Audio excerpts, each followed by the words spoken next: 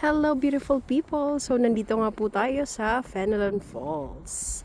Ayan, ganito ang itsura dito pag winter. Nandito rin siya sa Ontario. East side siya ng Ontario.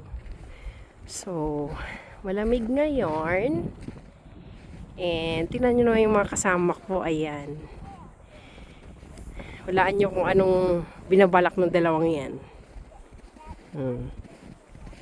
Itong isang maliit, gusto niyang itapon yung solid ice sa tubig.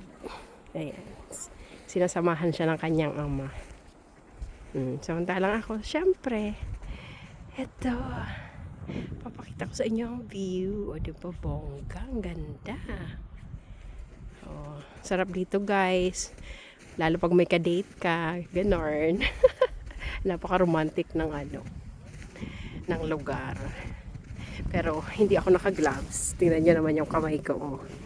Usually pag normal lang yan, brown lang yan. Ngayon nagpipink na siya. Nabuhay lahat ng dugo ko.